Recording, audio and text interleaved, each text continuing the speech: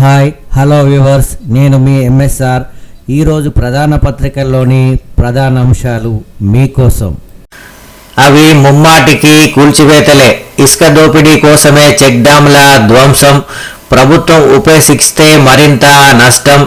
ఇలాంటి ఘటనలు నా జీవితంలో చూడలేదు. నీటి ప్రవాహానికి వ్యతిరేక దిశలో అవి కూలాయి. ఇసుక మాఫియా తప్ప వేరే కారణం కనిపించట్లే.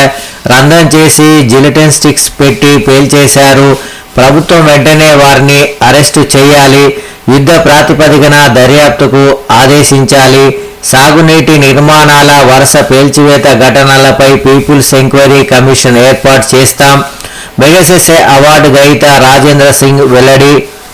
తనువుల అడవి సోమన్పల్లి గ్రామాల్లో ధ్వంసమైన చెక్ డ్యాముల పరిశీలన. తోడేళ్లకే తోడ్పాటు. హల్దీవాగులో ఇంకా ఆగని ఇసుక దందా. ముఠా నేతతో ఉన్నతాధికారి చట్టాపట్టాల్. వాగులో ఇప్పటికే తొలగని ప్రైవేటు రోడ్డు. అవినీతిపై ఉక్కుపాదం. ప్రతిజ్ఞ నవ్వులపాలు. వాగు పొడవునా 20 క్వారీ స్పాట్స్ గుర్తింపు. పదవుల జాతర. మంత్రి పదవులు దక్కని సీనియర్ ఎమ్మెల్యేలకు కీలక కార్పొరేషన్ పదవులు.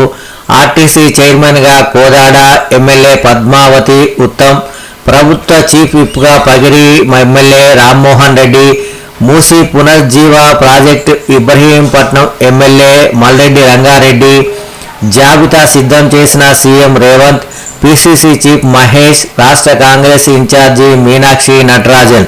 28వ జాబితాతో అర్చనకు మరింత మంది సీనియర్లు. ఆశావాహులకు చైర్మన్ పదవులు. అస్తవ్యస్తం, ఆగమాగం. కాంగ్రెస్ ప్రాభవం నానాటికి పతనం.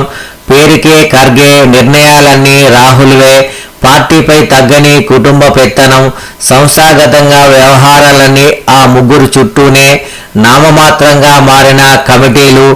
జూనియర్లకు హామీలు, సీనియర్లకు పదవులు. పుట్టి మునుగుతున్న పార్టీ. రాజస్థాన్, కర్ణాటక, ఛత్తీస్గఢ్, మధ్యప్రదేశ్, హర్యానాలో సేమ్ సీన్. విధానపరమైన నిర్ణయాల్లోనూ ఫెయిల్. రాహుల్ వ్యవహార శైలిపై నేతల్లో అసంతృప్తి.